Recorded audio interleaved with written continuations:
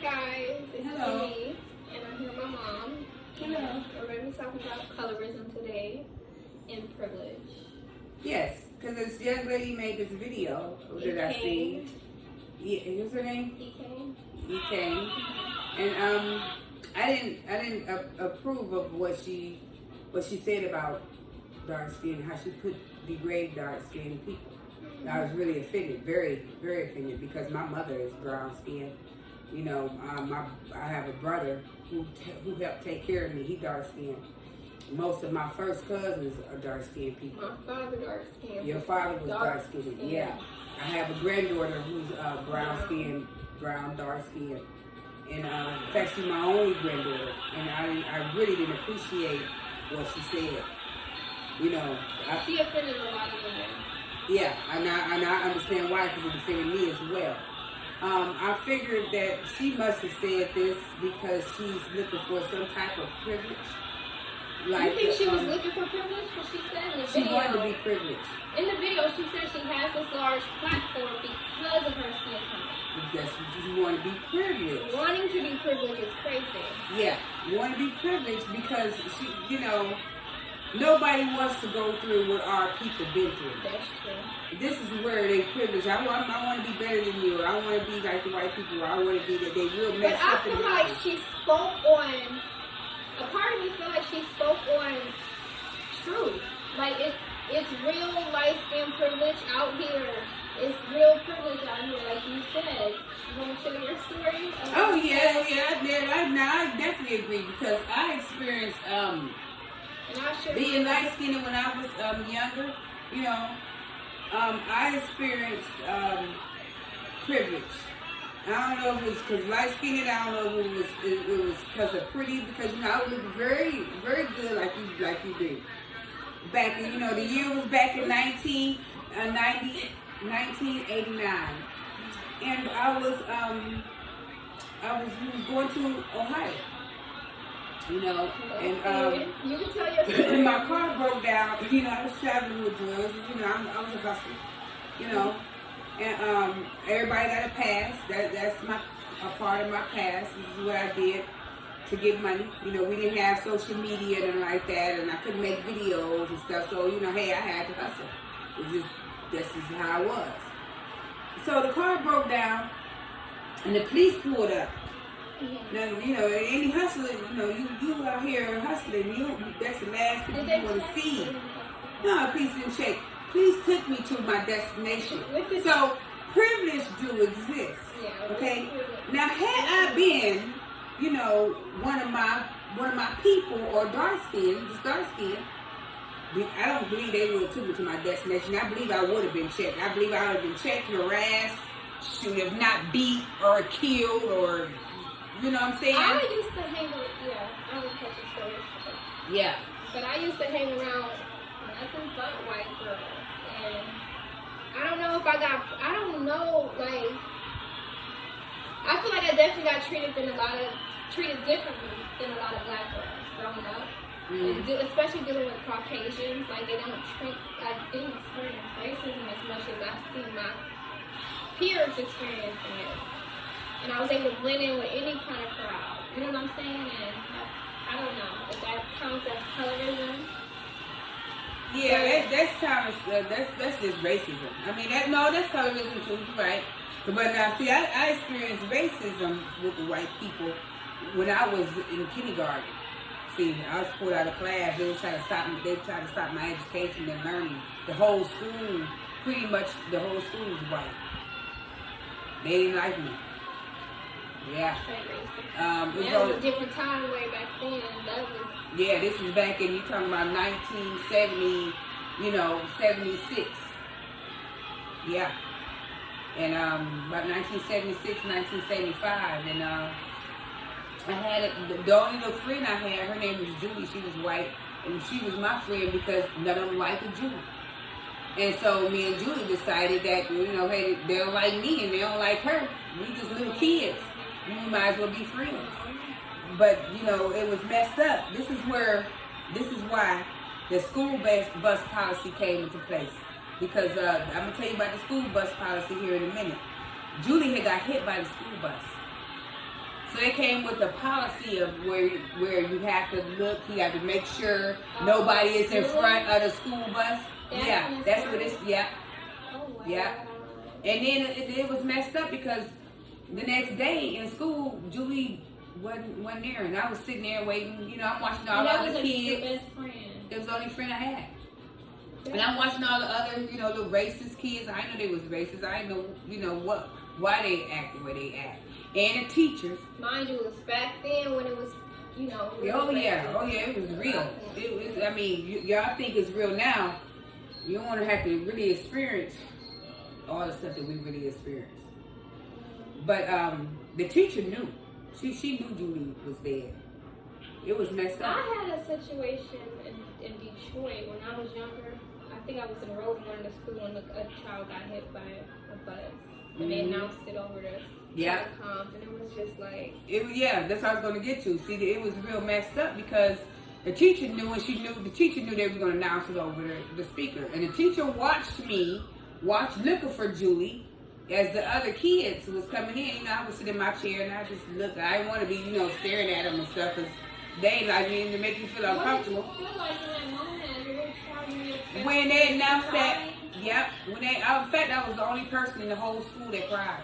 Oh my God, man. Yep. Because she was dead. I was the only one. The teacher had no heart. She had no remorse. She didn't care. It wasn't no go to the office. You know, you can go to the office and take time out. No, she sat there and let me cry in front of everybody with my head down. That's how real they. That's how real they are with it. So yeah, I see both ends, and I do not care for no privilege at the cost and expense of other people. Yeah, not only. I wouldn't want to be black, and we up in power and mistreat them. I wouldn't want to be. It wouldn't be that way because we have such a but what they do. See, the thing about it is what they do with their racism. You wouldn't wish this on your worst enemy. That's why we wouldn't do that to them. Yeah. You know what I'm saying? Because they beneath us with all the money and gold and everything. They beneath us with everything, and they'd be beneath us if they didn't have nothing. Racist. Right. Racist people. Okay. Let's get back on topic as far as privilege. I want to talk about privilege more. Okay. You want to finish out talking about colorism? No, it's fine. So with privilege, I think that it applies, like you were saying earlier, how you look. Your appearance. Yeah. Pretty privilege. Let's talk about it because being pretty will get you further in life. And that's kind of messed up. Like, being pretty has... Now, this is a topic I can talk about because I have had pretty privilege. Yeah, me too, but I always ignored it. I just figured that's life. That's the way it is. No. Yeah. But see, my time... Yeah, you talking about... Here, you talking about the 80s.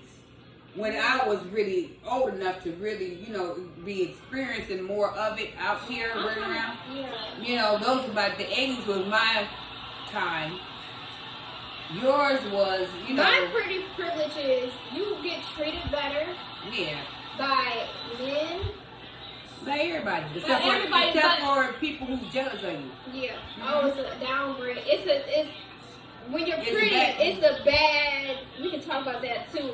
The downside of being pretty. Yeah. And the jealousy and that come from it. But the privilege I've experienced from being light skinned and I don't know if you want to say pretty, but like you definitely get treated. You got treated way better. It was nothing I ain't never have. I ain't had to do without. Back in my time. Most black people were poor, but because like I said, I feel like I got a good heart too, so I can't just all blame on prettiness. Yeah, you got a good heart. I did too.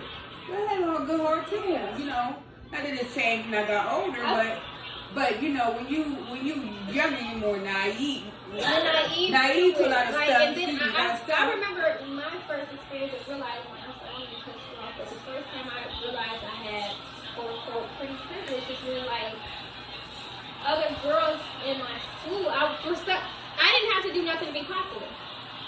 I didn't have to do anything to be popular. I didn't have to be a certain way. I didn't have to. People just gravitated towards me and just put the title on me. Like, I don't know how to explain it. Yeah, but my best time was like, Chicago. I'm talking about. I ain't never been to Chicago. Back in pt.1 is what I'm trying to say. With my cousins Michelle and Andy. Oh my God! And back then, was my best times. Ryan Taylor, them. But see, first of all, pretty privileged. These words, none of this stuff even existed. You know. When I was growing up, it didn't either. Yeah, I was with my family and we all went to school together, so it was like, hey, you know, it was lovely there. But yeah, they give you everything. I didn't need nothing. I didn't need nothing. I didn't always experience it. Like I remember when I first started school, I didn't wear hair, makeup, and weave. They made fun of me. This is how I knew I had pretty privilege because I just had my hair. But no you makeup. had long hair. Listen, I used to get bullied. Oh. I had my hair like pulled back in ponytail like yours, no makeup. I was waiting at the bus stop. A boy with like big ass head and talking about me. Yeah. I didn't draw my brows on. I was called ugly and everything, and that made me so insecure that I went home and said, I'm gonna learn how to do makeup and my hair and everything. I had this vision in my head that like, and there was a guy that had a crush on mine. He passed away, but I started to wear makeup and hair. And try to be, you know, cute, and that's when everything changed. That's how I knew I had pretty privilege, just based off of what I was wearing and the makeup and stuff. It wasn't about me. Yeah. It wasn't about who, you know what I'm saying? That's how I knew it's a such thing as pretty privilege, because I was treated both ways. Yeah. I was treated both ways. Yeah, me too. I did too. Not to say I'm ugly without it, but they definitely made fun of me. They definitely made it seem like I was a nobody. Yeah. Because, you know, my mother had said this. And being young, you know, you really didn't understand. She was like, you don't know how lucky you are, Nicole, to be all little and petite. Because you don't have to worry about clothes and how they fit on you, how they look on you. Now, being young, I didn't have no dream. Oh, they ain't talking about body. Yeah. That's one too. Your body. Especially in this day and age where BBLs and boobs exist. Oh my God! Yeah, and breast augmentation and stuff. That's the whole privilege on its own. Yeah. As soon as your woman gets her body done and stuff, she gets It's like a whole. It's not pretty privilege no more. It's surgery privilege nowadays. Like. Ooh. Yeah, that is. Hold on. Somewhere, baby. You gotta find it right now. We're recording. How about that right there? That's good. Okay. Now, yeah. Now, see, yeah, they. What are you saying?